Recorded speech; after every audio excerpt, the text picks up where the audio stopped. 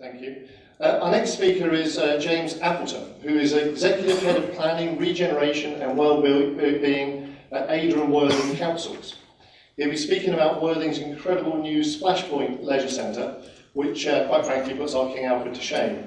I actually used to drive, as I said earlier, to Worthing with my kids to use the old Aqua Arena, and we still have the same King Alfred. Well, they've got a brand new one. James. Thank you very much.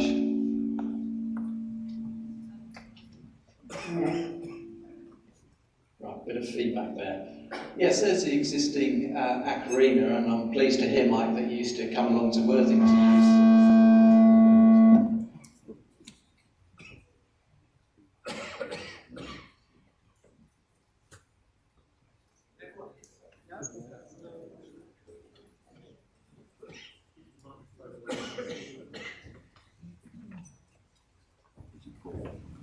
Right, how does that sound? That sounds a lot better. Right, there's Worthing Aqua Arena swimming pool, built in 1969, and at the time it was held as I'm not sure if it won awards, but I've certainly seen it mentioned as being a particularly architecturally impressive building at the time. Let's hope the replacement stands the test of time slightly better than the Aqua Arena. In design terms, it's a good facility in terms of internally. It was a 33-metre long pool, which is quite bizarre in many respects, because nowadays it's 25 metres or 50 metres. But an 8-lane pool with diving boards, 5-metre diving boards, and a pool. So internally, obviously providing great facilities for the residents of Worthing. It was part of a larger complex. You can see the photograph there of the adjoining boating lake, and this is the photograph prior to development starting on the new pool. Unfortunately, although that photograph before, taken in the 70s, showed it was part of the thriving seafront, it all looks, or did look, very tarred along this section of Worthing seafront. The boating lake there, you can see, doesn't have any water in it. We had major problems getting any operators, couldn't keep the water in there. There was a free paddling pool that's has been very popular, but again, significant costs in relation to maintaining that. And the large Peter Pan's play area there was very tarred, and certainly with the metal fencing round detracted from this building here, the Regency Villa, which is a grade 2-star listed building. So there's the existing Aqua Arena there, for anyone who doesn't know Worthing and the existing pool that we had. As I say, it came to a head a few years ago when parts of the ceiling were coming down, and a loose ceiling tile nearly hit a swimmer. And certainly the council, for a number of years, has had to do something about the pool. Most pools talk about a 25-year lifespan. Certainly the Aqua Arena needed replacing. The issue really for Worthing, as with a lot of these leisure projects, is how to get finance and where actually to put the pool. The strategy for Worthing has been for some years to try and dispose of some of the sites that the council owns to effectively bring together enough funds to provide a new replacement pool. But the first disposal was a golf course back in 1999. I suppose that gives you an idea of how long this project has been going to get sufficient funds to be able to start the new pool. Whilst we've been looking at trying to dispose of various assets to generate sufficient funds, there's also been a great debate about where to provide the new pool. In cost terms and from an efficiency point of view, the best place to put the pool, and we had a report in 2005, was next to our existing leisure centre in Durrington. That meant we could have shared reception. It was an area where we could have a fairly simple and cheap building to construct. And certainly when we looked at the cost of construction, there weren't the same design constraints of the existing site next to a grade 2-star listed building, but that seems the most efficient way of going ahead with the proposal. The problem was that location was away from the town centre. There were issues in terms of the ability to deliver that at that stage. And as I say, there the considerable political debate about the best way forward. What the town did in 2006 and 2007 was to undertake a comprehensive master plan exercise for the town centre and seafront. And one of the key issues was how we could fundamentally transform Worthing's seafront and offer and provide a more dynamic mix of quality leisure facilities. At that stage, though, we were not sure exactly where the pool was going to be within the town. There was still an idea of moving it away from the town centre to the leisure centre. The seafront strategy at the time suggested two options, one with a pool and one without a pool being provided on the seafront here. There's an indication of one of the options. That's the Regency Villa that you saw in the aerial photograph. That's the proposed location of a pool next to the existing swimming pool, and ideas of rock pools and various other beach volleyball and other leisure activities as part of the active beach zone.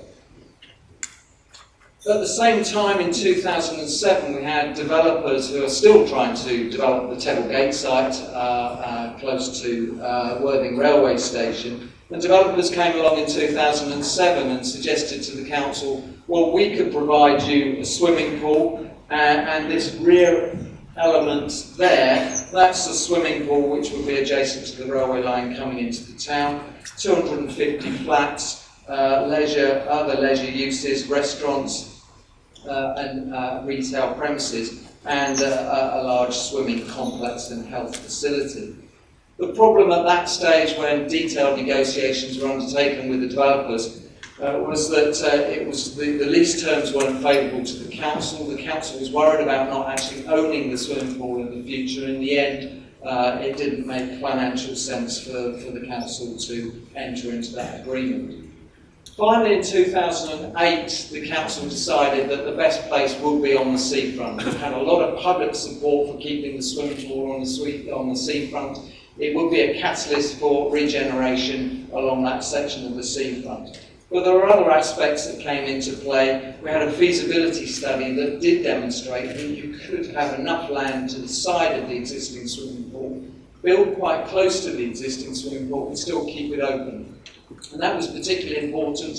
The swimming club, Worthing Swimming Club that used the swimming pool, were very keen about the continuity and not closing the pool while we're building the new pool. And that was politically, members were very keen to keep the existing pool open.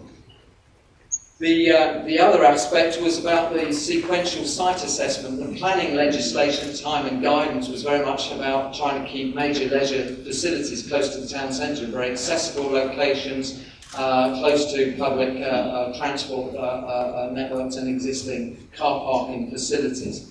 So the decision was taken to build next to the existing facility. The next year we carried out a development brief to look at the options and how we could deliver the project. It was certainly, and just heard about the requirement for enabling development, it was very clear that we would have to develop the existing Aquarina site. Ideally, the development brief suggested a comprehensive redevelopment and effectively sell the site to a developer to build out a scheme. We had hoped for residential, hotel and other uses, as well as a new swimming pool being provided. And the development brief suggested that that might be the most appropriate way of going forward. A number of design constraints because of the very prominent location on the seafront, the main Brighton road coming into Worthing, the site's adjacent to the main road into Worthing from the east. The finance was still not in place at that stage, and as I say, it was clearly dependent on getting a developer to assist and provide the necessary finance. What the council then decided, though, was that we didn't want to be bound by a particular developer, and actually it would be far better if we could take control of our own destiny and build a pool next to the existing, and then once the pool was open, then to sell the existing site for development. We entered into an RIBA, Royal Institute of British Architects design competition. We had national interest, a number of architects coming up with some some fantastic ideas about what the pool would look like. And also what we were asking architects to do would be to consider, if the pool was built, what would happen with the existing site, to make sure that any pool wouldn't prejudice the future development of the existing site. The pre-application discussions with the architects, Wilkinson Eyre were the architects who won the design competition. The pre-application discussions involved English heritage, very concerned about the effect of the listed building, and also involved the regional design panel. What a good process of teasing out the best possible design for the site and trying to ensure that we could get the landmark building that we really felt that Worthing deserved. The design, finally, that came forward was one that certainly the regional design panel strongly supported. It was a design concept of trying to ensure that it maximised views from within the pool out to sea, that didn't just sort of, certainly with the existing aquarine, you could be swimming in the aquarine and you'd never know that you were next to the sea.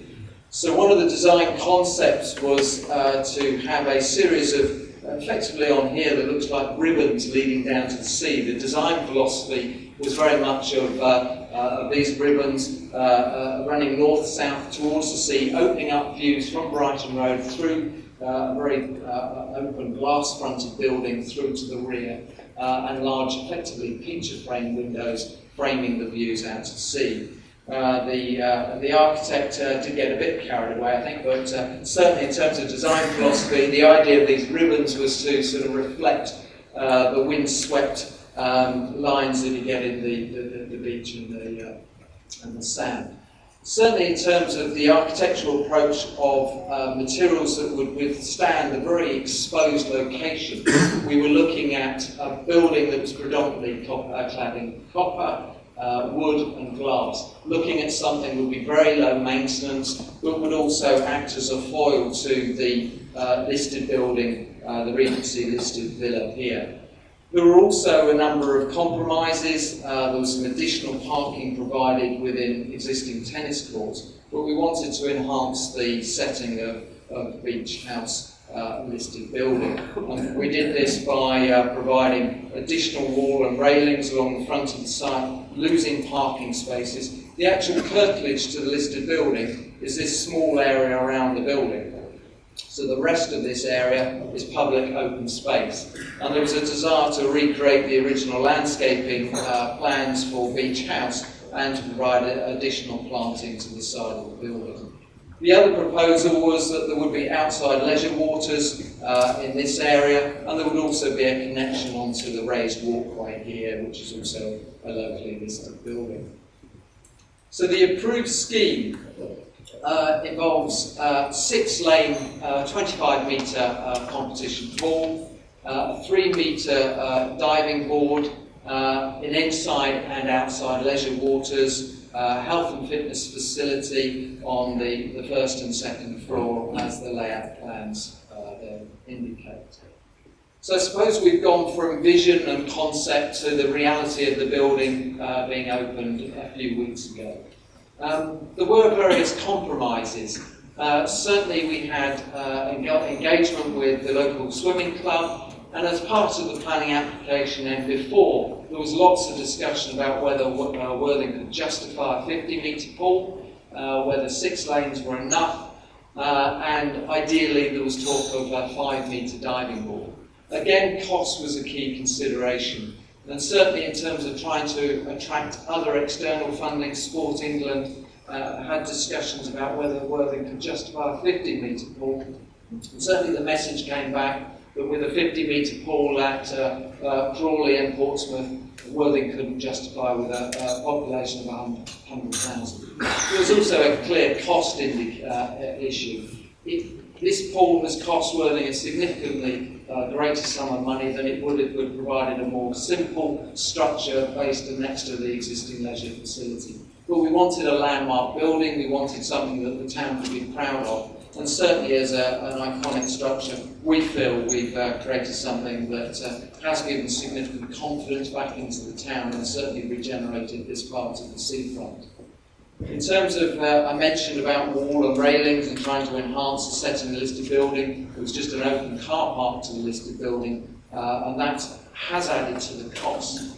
In terms of the overall costs, the pool's costs in the region of £19 million. The development site next door is something that we were going to have to, and we are now selling the site next door, the existing Act Green, and we hope to maximise the development potential of that site. Because members took the brave decision to go ahead with not having all the funding, they've had to borrow to ensure that we could go ahead and build the pool. Obviously, a number of years of disposing various assets has helped to provide the necessary funding. I just finished with some photographs of the pool. It's perhaps not to everyone's taste. We had a lot of objections to the development at the time on design terms, but we had a lot of support from English Heritage. Once we had made some further improvements, lost some of the parking and enhanced the setting to the listed building. And certainly the building is a dramatic addition to Worthing Seafront.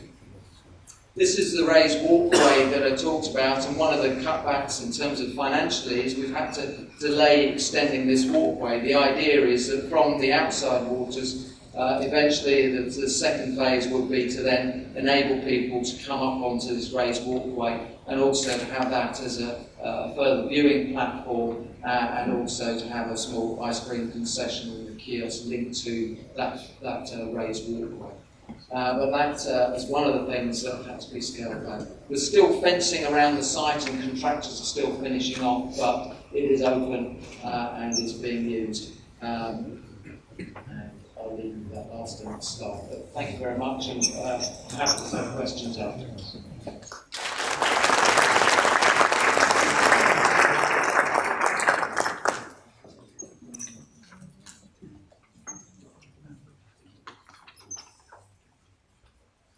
Well, thank you, James. That was very illuminating. I like particularly the bits about the continuity. I know a lot of my postbags being full of people saying, we'd like something developed, but please can we keep the facilities going while we do that. It was also interesting to hear how you said it was so important for the town. I'm sure people would agree that King Alfred is very important for the city of Brighton as well.